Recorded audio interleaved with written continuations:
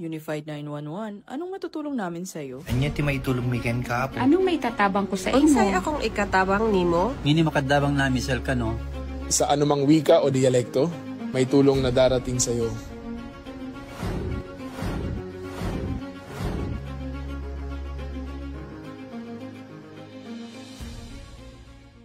Lilingkod sa bawat Pilipino at magbibigay ng tamang impormasyon para sa tahimik at maayos na Pilipinas. Police News Network, alagad ng batas, tagapagtaguyod ng balitang pulis, sandigan ng mamamayan, patnubay ng katotohanan. La Campo Crame, maghahatid ng pinakahuling kaganapan at nagbabagang balita. Ito ang PNN Police News Network. At ngayon, ang inyong mga tagapagbalita. Magandang araw, bagong Pilipinas. Ako ang inyong alagad ng batas, tagataguyod ng Balitang Pulis. Ako po si Patrolman Erickson Mayor, maghahatid ng tamang balita, kwento ng pulis at serbisyo para sa mamamayan. At ito ang PNP News Online. Ang pangunahing balita ng Police News Network, alagad ng batas, tagataguyod ng Balitang Pulis.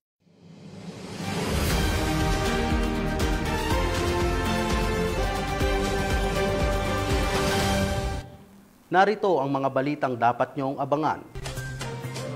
Butuan City PNP. Tiniyak ang seguridad at kaayusan sa pagbisita ni President Ferdinand Bongbong Marcos Jr. para sa Butuan City. Aabot sa 2.1 milyong halaga ng iligal na sigarilyo na kumpiska sa checkpoint sa Nueva Vizcaya. Mahigit 1 milyong halaga ng iligal na droga nasabat sa operasyon ng mga otoridad sa Tagoloan, Misamis Oriental.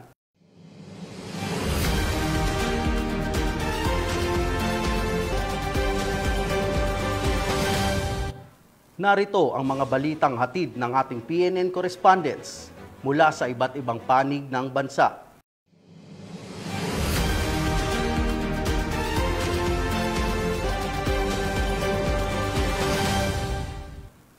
Simulan natin ang balita mula sa bahagi ng Luzon.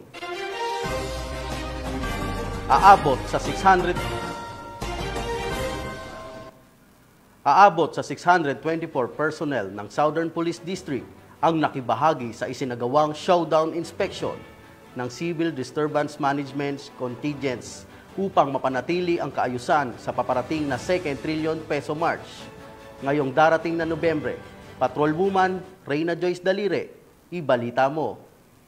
Pinangunahan ni Police Brigadier General Randy Arceo, Acting District Director ng Southern Police District, ang showdown inspection ng Civil Disturbance Management Full Contingents at Operational Readiness Check na ginanap kahapon lamang October 26, 2025 sa SPD Grandstand, Taguig City.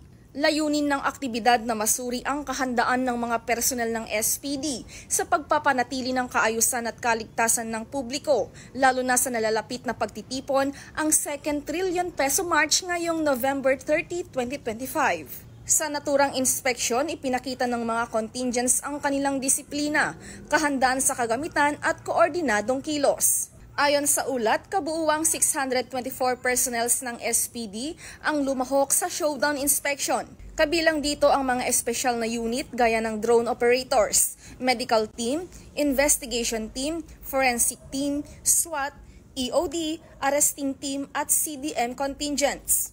Ipinamalas ng aktibidad na ito ang mataas na antas ng disiplina, pagkakaisa at kahandaan ng buong puwersa ng SPD sa pagtupad ng kanilang tungkulin na protektahan at pagsilbihan ang publiko. Pinatutunayan nito ang patuloy na pagsasabuhay ng serbisyong mabilis, tapat at nararamdaman, isang uri ng serbisyo pulisya na matatag, makatao at may malasakit sa kapwa.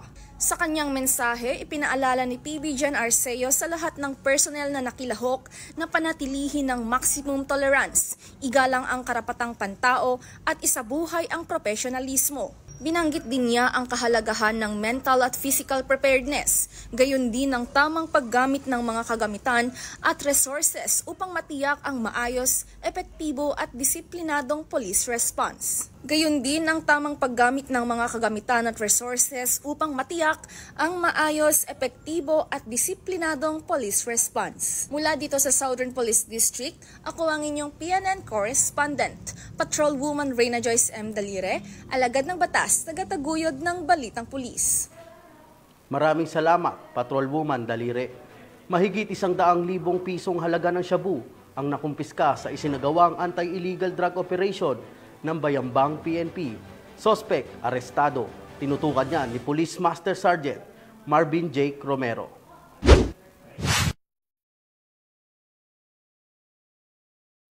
Arestado ang isang tricycle driver matapos makumpiskahan ng tinatayang 23 gramo na inalang shabu na nagkakalaga ng 156,400 pesos sa barangay Magsaysay, Bayambang, Pangasinan.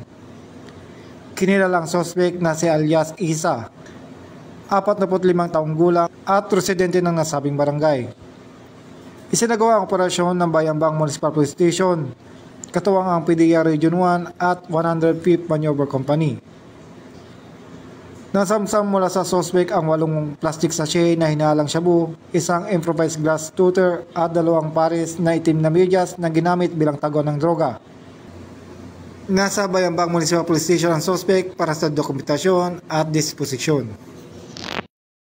Mula dito sa Ilocos Region, ako yung PNN Correspondent Police Master Sergeant Marvin J. Romero, alagad ng batas, tagataguyod ng Balitang Pulis. Maraming salamat, Police Master Sergeant Romero. Aabot sa 2.1 milyon na iligal na kontrabando na naglalaman ng iligal na mga sigarilyo ang nasabat sa checkpoint ng mga otoridad sa Nueva Vizcaya. 38 anyos na suspect, arestado. Magbabalita dyan si Patrolwoman Micheline Balyada. Isang driver ng van matapos masabat ng mga otoridad ang tinatayang 2.1 milyon halaga ng kontrabandong sigarilyo sa isinagawang checkpoint operation sa barangay Nagsabaran, Diadi, Nueva Vizcaya nito lamang ika-25 ng Oktubre taong kasalukuyan. Ayon sa ulat ng Nueva Vizcaya Police Provincial Office, umabot sa 53 kahon ng Bon International Cigarettes ang nakumpiska mula sa suspect na kinilalang si alias Edgar, 38 anyos sa residente ng Capas, Tarlac. Ang operasyon ay pinangunahan ng 2nd Maneuver Platoon, 1st Nueva Vizcaya Provincial Mobile Force Company sa pamumuno ni Police Captain Marvin De Coling, katuwang ang Diadi Police Station at Provincial Intelligence Unit. Pinahinto nila ang isang Mitsubishi L300 FB close van na may plate number NKQ 4665 para sa inspeksyon. Nang buksan ang van, napansin ng mga operatiba ang isang bahagyang nakabukas na kahon na naglalaman ng mga sigarilyo. Nang tanungin ang driver, inamin nitong mga sigarilyo ang kanyang dala, ngunit nabigong magpakita ng anumang dokumento na nagpapatunay sa legalidad ng kargamento, dahilan upang siya ay agad na arestuhin. Sa pahayag ni Police Colonel Bomitivo, binigyan diin niya ang operasyon ay patunay ng dedikasyon at mahigpit na pagtutok ng Nueva Vizcaya PPO sa pagpigil ng iligal na kalakalan, partikular sa mga produktong tabako na nakasasama hindi lamang sa ekonomiya kundi pati sa kalusugan ng publiko. Mula dito sa Lambak ng Cagayan, ako ang inyong Police News Network Correspondent, Patrolwoman Balyada, alagad ng batas, tagataguyod ng Balitang Pulis. Maraming salamat, Patrolwoman Balyada. Mahigit kalahating milyong halaga ng iligal na droga ang nasamsam sa buy-bust operation ng Talavera PNP. High value. Individual target, arestado, Patrolwoman Gili Peña sa report. Isang matagumpay na operasyon laban sa iligal na droga ang sinagawa ng Talavera Municipal Police Station na kung saan naaresto ang isang high-value individual at nasamsam ang mahigit 500,000 pesos na halaga ng hinihinalang shabu sa Barangay Pula, Talavera, Nueva Ecija, dakong alas 3 ng madaling araw noong Oktubre 25 taong kasalukuyan. Ayon sa ulat, nasa kote ng mga operatiba ng Talavera MPS ang suspect na si alias Ronron, 29 anyos, binata, isang construction worker at residente ng nasabing barangay. Matapos itong maaktuhang nagbebenta ng isang sachet ng hinihinalang shabu sa isang pusher buyer kapalit ng 500 pesos na mark money. Sa isinagawang protective search, nasamsampa mula sa suspect ang 11 karagdagang sachet ng hinihinalang shabu at mark money. Ang kabuang timbang ng nakumpiskang droga ay tinatayang 75 grams na may halagang 510,000 pesos batay sa standard drug price. Ang suspect ay agad na dinala sa Talavera MPS para sa dokumentasyon at wastong disposisyon. Siya ay mahaharap sa kasong paglabag sa Section 5 at 11 Article 2 ng Republic Act 9165 o ang Comprehensive Dangerous Drugs Act of 2002. Ang matagumpay na operasyon ay patunay ng patuloy na pagsisikap ng Talavera MPS at ng buong Nueva Ecija Police Provincial Office sa ilalim ng pamumuno ni Police Colonel Harold Dagit L. Bruno, Provincial Director, upang tuluyang masugpo ang ilegal na droga sa lalawigan. Mula dito sa gitnang Luzon, ako ang inyong PNN Correspondent Patrolwoman Jilly Advincola Peña, alagad ng batas, tagataguyod ng Balitang Pulis. Maraming salamat, Patrolwoman Peña. Regional Most Wanted Person na may kasong murder, hinainan ng warrant of arrest ng Antipolo City PNP. Patrolman Mark Lawrence Atencio, ibalita mo. Warrant of arrest laban sa isang regional level most wanted person, ang Antipolo Component City Police Station sa loob ng presinto, Antipolo City, Rizal. Kinilala ang akusado na si alias Justin, residente ng Pasig City. Naaresto ang suspect dahil sa bisa ng warrant of arrest sa kasong murder at walang nirekomendang piyansa. Ang Rizal PNP ay patuloy na magsasagawa ng operasyon laban sa mga taong mayroong pagkakasala sa batas upang mapanatili ang kaayusan at ligtas na komunidad. Mula dito sa Calabarzon, ako ang inyong Police News Network Correspondent, Patrolman Mark Lawrence Atencio, alagad ng batas, tagataguyod ng Balitang Pulis. Maraming salamat, Patrolman Atencio. Sa kulungan ng bagsak ngayon ng 2 drug suspect matapos ang matagumpay na buy-bust operation sa Pasay City Police Station. Ang buong detalye ay ihatid ni Patrolwoman Ivy Corporal. Arestado ang 2 individual sa ikinasang buy-bust operation ng Pasay City Police Station dakong alas 6:45 ng gabi sa David Street, Barangay 23, Zone 2 sa Pasay City. Kinilala ang mga sospek na sina alias Chuk, 35 anyos, at alias Rhea, 32 anyos, na kapwa residente ng nasabing lugar. Nakuha sa kanila ng operatiba ng Pasay City Police ang 5 plastic sachet ng hinihinalang shabu na may kabuang bigat na 5.5 gramo na may malaking halaga. Kasama din sa na-recover ang isang 500 peso bill na ginamit bilang buy-bust money at isang itim na pitaka. Kasalukuyang inihahanda ang mga kaukulang kaso laban sa mga sospek sa ilalim ng Republic Act 9165 o mas kilala bilang Comprehensive Dangerous Drug Act of 2002. Mula dito sa Camp Bagong Diwa, Bikutan, Taguig City, ako po ang inyong PNN Correspondent, Patrolwoman Ivy Corporal, alagad ng batas, tagataguyod ng Balitang Pulis. Maraming salamat, Patrolwoman Corporal. Feeding activity ang handog ng Regional Mobile Force Battalion 5 para sa guro at mga estudyante ng Malalaw Elementary School, Tabuk City, Kalinga. Patrolwoman Jesly Sabado, magbabalita.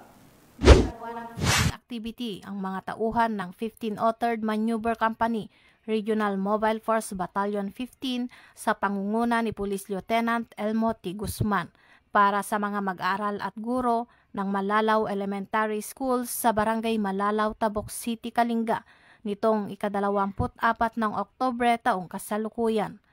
Sa pamamagitan ng aktibidad na ito, ipinamalas ng mga pulis ang kanilang malasakit, dedikasyon at kabutihang loob sa pagtulong sa mga kabataan at guro habang pinagtitibay ang ugnayan ng kapulisan at mamamayan. Ang nasabing gawain ay nagbigay inspirasyon ng pagkakaisa, pagtutulungan at tiwala na siyang pundasyon ng matatag na relasyon sa pagitan ng Philippine National Police at ng komunidad. Ang ganitong mga inisyatibo ay sumasalamin sa tunay na diwa ng community-oriented policing kung saan ang mga alagad ng batas ay nagsisilbing katuwang sa pagpapaunlad at kabutihan ng sambayanan. Ang nasabing aktibidad ay bahagi ng patuloy na programa ng RMFB 15 sa pagpapalaganap ng malasakit at serbisyong may puso para sa mamamayan. Mula dito sa Region Cordillera, akong iyong PNN correspondent, Patrolwoman Jesly Sabado, alagad ng batas, taga-taguyod ng Balitang Pulis. Maraming salamat, Patrolwoman Sabado. Simulan natin ang balita mula sa bahagi ng Visayas.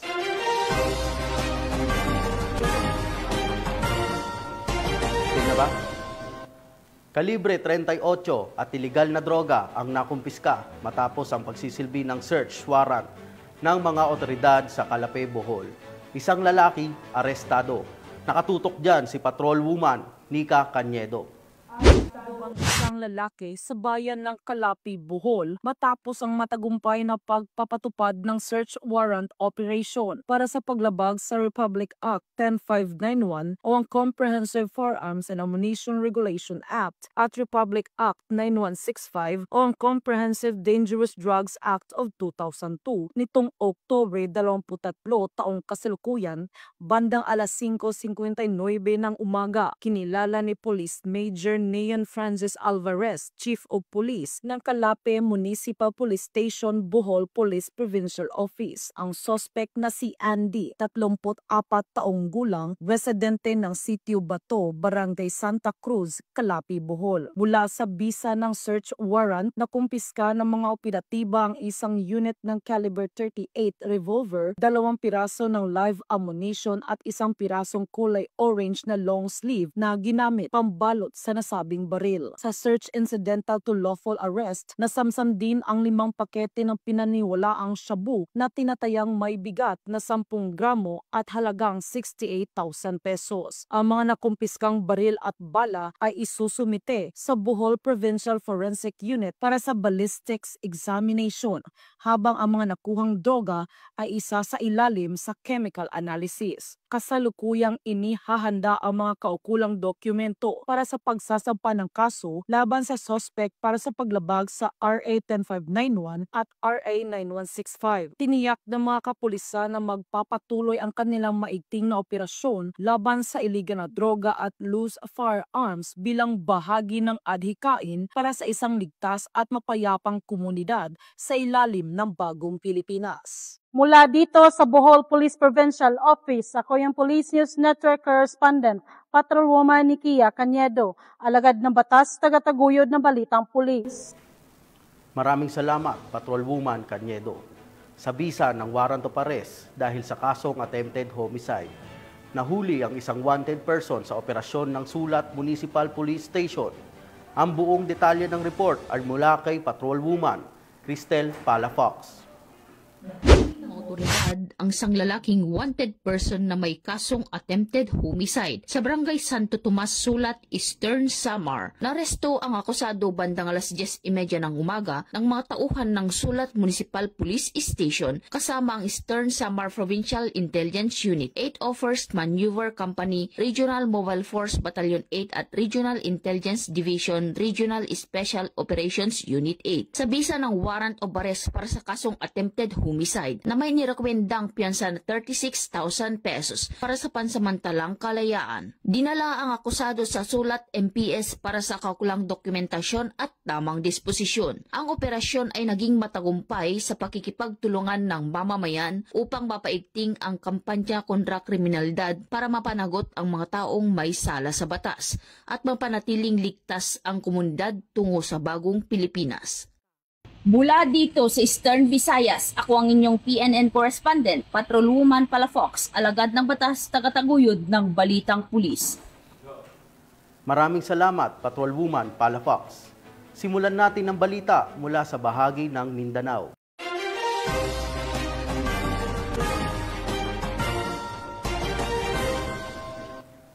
Mahigit 1 milyong halaga ng ipinagbabawal na gamot ang nasabat sa isang high-value individual matapos ang anti-illegal drug operation ng mga operatiba ng Tagoloan PNP. Patrolwoman Danessa Berdos sa report. Arestado ang isang drug suspect sa sinagawang buy-bust operation ng mga operatiba ng Taguluan MPS sa Barangay Poblasyon Taguluan, Misamis Oriental nito lamang ika-25 ng Oktubre taong kasalukuyan. Kinilala ni Police Major Enrique Francisco Dungog, hepe ng Taguluan Municipal Police Station, ang suspect na si alias Colette, lalaki kinilalang high-value individual at residente ng nasabing lugar.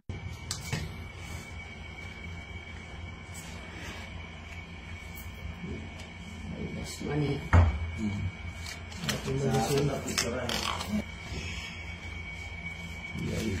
Sa ikinasang operasyon ng mga operatiba ng Taguluan Municipal Police Station ay nagresulta sa pagkakakumpiska ng mga pakete ng hinihinalang shabu na may bigat na 150 na gramo at may standard drug price na 1,020,000 pesos at isang 500 peso bill na ginamit bilang buy-bust money. Nahaharap ang suspect sa kasong paglabag sa RA 9165 o Comprehensive Dangerous Drugs Act of 2002. Mula dito sa Police Regional Office 10, ako ang inyong Police News Network Correspondent Patrolwoman Danasa Berdos, alagad ng batas taga-taguyod ng Balitang Pulis. Maraming salamat, Patrolwoman Berdos. Butuan PNP, tiniyak ang seguridad at kaayusan sa pagbisita ni President Ferdinand Bongbong Marcos Jr. sa Butuan City. 71 patient transport vehicle ipinamahagi. Nagbabalita dyan si Patrolwoman Karen Malyilin. Naging mapayapa at maayos ang pagbisita ni President Ferdinand Bongbong R. Marcos Jr. sa Butuan City matapos may patupad ng Butuan City Police Office ang mahigpit na seguridad sa rehiyon nito lamang ika-24 ng Oktubre taong kasalukuyan. Sa pangunguna ni Police Colonel Romel D. Villamor, City Director, nagdeploy ang Butuan City Police Office ng sapat na puwersa at nagsagawa ng koordinasyon kasama ang Presidential Security Group, Armed Forces of the Philippines, City Traffic and Transport Management Department at iba pang ahensya upang matiyak ang zero incident sa pagbisita ng Pangulo. Ang pagdating ng Pangulo sa Caraga Region ay kaugnay ng turnover ceremony ng 71 PCSO patient transport vehicles na ipapamahagi sa iba't ibang probinsya sa Caraga at Davao Region. Ayon sa Butuan PNP, patuloy nitong paigtingin ang seguridad at pagpapanatili ng kaayusan sa lungsod, lalo na sa mga aktibidad na may kaugnayan sa pambansang pamahalaan at publiko. Mula dito sa Police Regional Office 13, ako ang iyong PNN Correspondent, Patrolwoman Karen A. Malyilin, alagad ng batas, taga-taguyod ng Balitang Pulis. Maraming salamat, Patrolwoman Malyilin. 52 anyos na drug suspect, arestado sa operasyon ng mga otoridad sa Matanog, Maguindanao del Norte. Patrolwoman Judy Ann Alibo, ibalita mo. Matanog PNP ang isang drug suspect matapos mahulihan ng hinihinalang shabu sa Matanog, Maguindanao del Norte nito lamang ika-24 ng Oktubre taong kasalukuyan. Kinilala ni Police Captain Junior S. Abbas, Chief of Police ng Matanog MPS, ang suspect na si alias Rick, 52 anyos na residente ng naturang lugar. Naaresto ang suspect matapos maaktuhan ng mga pulis na nagsasagawa ng iligal na aktibidad na droga. Nakuha mula rito ang 3 silyadong plastic sachet na naglalaman ng hinihinalang shabu na may tinatayang timbang 0.14 gramo at nagkakalagang 1,013 pesos at isang improvised glass tutor. Sa ngayon, ang suspect ay nasa kustudiya ng Matanog MPS at nakatakdang sampahan ng kasong paglabag sa Republic Act 9165 ang Comprehensive Dangerous Drugs Act of 2002.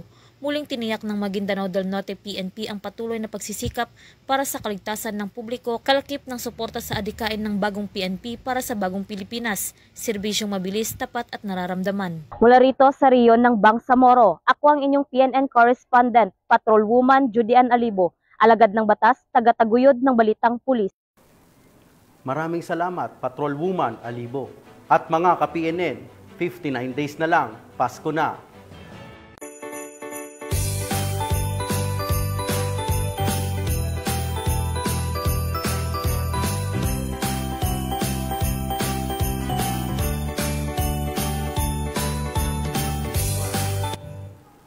Sa ngalan ng pamunuan ng Philippine National Police, sa pangunguna ni Acting Chief PNP, Police Lieutenant General Jose Melencio Nartates Jr. at sa pamumuno ni President Ferdinand Bongbong Marcos Jr., kami ay maglilingkod sa bawat Pilipino at magbibigay ng tama at balanseng balita. Mula rito sa tanggapan ng tagapag-ugnay ng Pambansang Pulisya, kami ang inyong alagad ng batas, taga-taguyod ng Balitang Pulis. Ako ang inyong tagapag-ugnay. Ako po si Patrolman Erickson Mayor, maghahatid ng tamang balita, kwento ng pulis at serbisyo para sa mamamayan. At ito ang PNP News Online.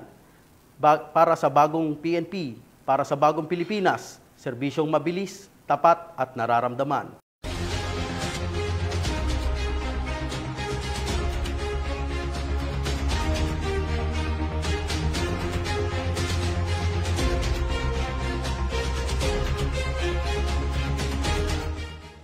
Police News Network, alagad ng batas, tagapagtaguyod ng balitang pulis.